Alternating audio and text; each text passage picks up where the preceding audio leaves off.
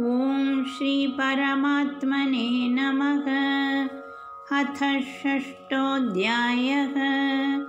श्रीभगवानुवाच अनाश्रितः कर्मफलं कार्यं कर्म करोति यः स सन्न्यासी च योगी च न निरग्निर्न चाक्रियः। यं सन्न्यासमिति प्राहुः योगं तं विद्धि पाण्डव। न ह्यसन्न्यस्तसङ्कल्पः योगी भवति कश्चन। आरुरुक्षोर्मुनिर्योगं कर्म कारणमुच्यते। योगारूढस्य तस्यैव शमः कारणमुच्यते। यदा हीनेन्द्रियार्थेषु न कर्मस्वनुषज्यते सर्वसङ्कल्पसन्न्यासी योगारूढस्तदुच्यते। उद्धरेदात्मनात्मानं नात्मानमवसादयेत्। आत्मैव ह्यात्मनो बन्धुः आत्मैव रिपुरात्मनः। बन्धुरात्मात्मनस्तस्य येनात्मैवात्मना जितः। अनात्मनस्तु शत्रुत्वे वर्तेतात्मैव शत्रुवत्। जितात्मनः प्रशान्तस्य परमात्मा समाहितः। शीतोष्णसुखदुःखेषु तथा मानापमानयोः ज्ञानविज्ञानतृप्तात्मा कूटस्थो विजितेन्द्रियः। युक्त इत्युच्यते योगी समलोष्टाश्मकाञ्चनः। सुहृन्मित्रार्युदासीन मध्यस्थद्वेष्यबन्धुषु। साधुष्वपि च पापेषु समबुद्धिर्विशिष्यते। योगी युञ्जीत सततम् आत्मानं रहसि स्थितः। एकाकीयत चित्तात्मा निराशीरपरिग्रहः। शुचौ देशे प्रतिष्ठाप्य स्थिरमासनमात्मनः। नात्युच्छ्रितं नातिनीचं चैलाजिनकुशोत्तरम्। तत्रैकाग्रं मनः कृत्वा यतचित्तेन्द्रियक्रियः।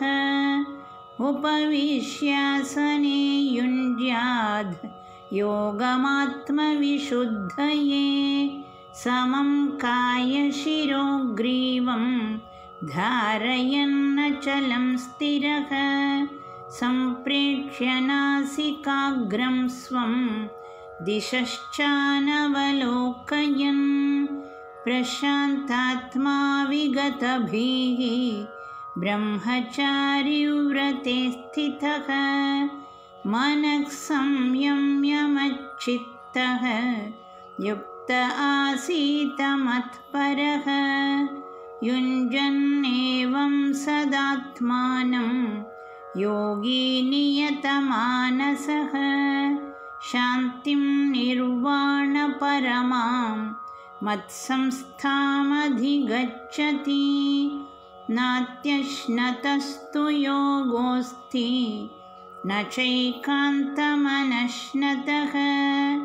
न चातिस्वप्नशीलस्य जाग्रतो नैव चार्जुन। युक्ताहारविहारस्य युक्तचेष्टस्य कर्मसु युक्तस्वप्नावबोधस्य योगो भवति दुःखः। यदा विनियतं चित्तम् आत्मन्येवावतिष्ठते। निःस्पृहः सर्वकामेभ्यः युक्त इत्युच्यते तदा यथा दीपो निवातस्तः नेङ्गते सोपमा स्मृता योगिनो यतचित्तस्य युञ्जतो योगमात्मनः यत्रो परमते चित्तं निरुद्धं योगसेवया यत्र चैवात्मनात्मानं पश्यन्नात्मनि तुष्यति सुखमात्यन्तिकं यत्तद् बुद्धिग्राह्यमतीन्द्रियं वेत्ति यत्र न चैवायं स्थितश्चलति तत्त्वतः यं लब्ध्वा चापरं लाभं मन्यते नाधिकं ततः यस्मिन् स्थितो न दुःखेन गुरुणापि विचाल्यते तं विद्यात् दुःखसंयोग वियोगं योगसंज्ञितं स निश्चयेन योक्तव्यः योगो निर्विण्णचेतसा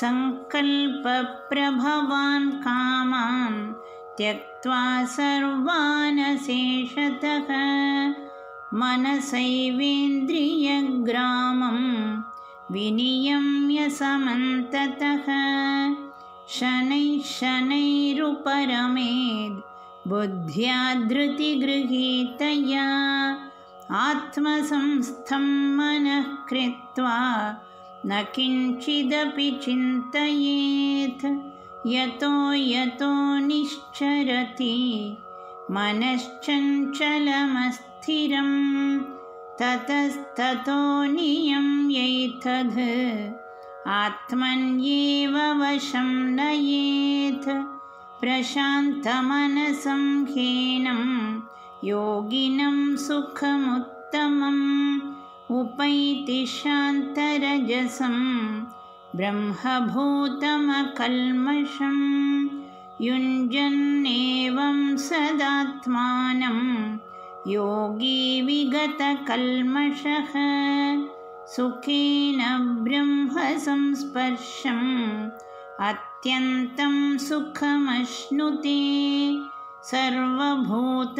सर्वभूतस्थमात्मानं सर्वभूतानि चात्मनि ईक्षते योगयुक्तात्मा सर्वत्र समदर्शनः यो मां पश्यति सर्वत्र सर्वं च मयि पश्यति तस्याहं न प्रणश्यामि स च मे न प्रणश्यति सर्वभूतस्थितं यो मां भजत्येकत्वमास्थितः सर्वथा वर्तमानोऽपि स योगी मयि वर्तते आत्मौपम्येन सर्वत्र समं पश्यति अर्जुन सुखं वा यदि वा दुःखं स योगी परमो मतः अर्जुन उवाच योऽयं योगस्त्वया प्रोक्तः साम्येन मधुसूदन एतस्याहं न पश्यामि चञ्चलत्वात् स्थितिं स्थिरां चञ्चलं हि मनः कृष्ण प्रमाथि बलवदृढं तस्याहं निग्रहं मन्ये वायोरिव सुदुष्करं श्रीभगवानुवाच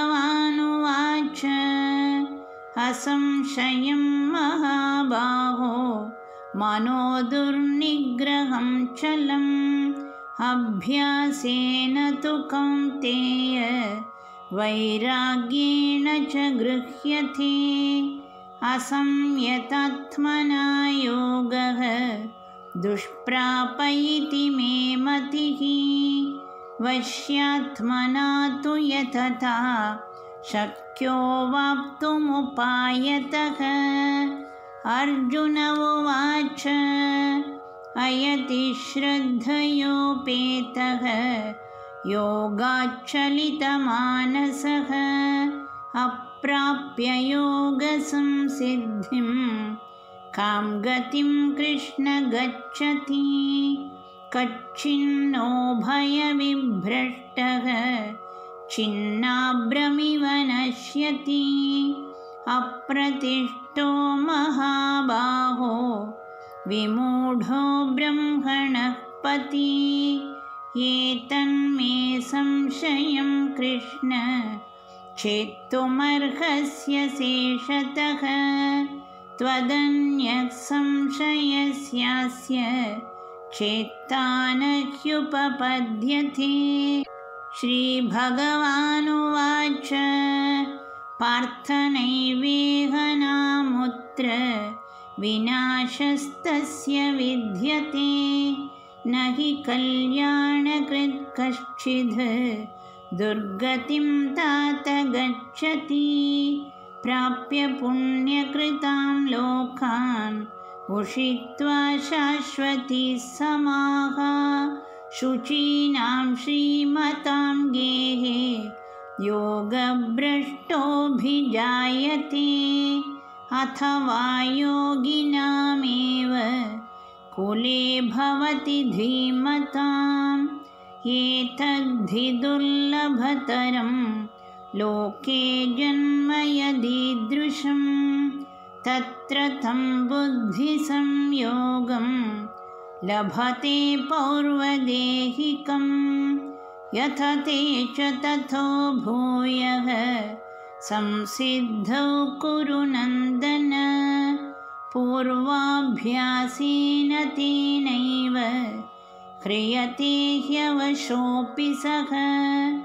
जिज्ञासुरपि योगस्य शब्दब्रह्माति वर्तते। प्रयत्नाध्यतमानस्तु योगी संशुद्धकिल्बिषः। अनेकजन्मसंसिद्धः ततो याति परां गतिं। तपस्विभ्योऽधिको योगी ज्ञानिभ्योऽपि मतोऽधिकः। कर्मिभ्यश्चाधिको योगी तस्माद्योगी भवार्जुन। योगिनामपि सर्वेषां मद्गतेनान्तरात्मना। श्रद्धावान् भजति यो मां समे युक्ततमो मतः। ॐ तत्सदिति श्रीमद्भगवद्गीतासु उपनिषत्सु ब्रह्मविद्यायां योगशास्त्रे श्रीकृष्णार्जुनसंवादे आत्मसंयमयोगो नाम 6ष्ठोऽध्यायः।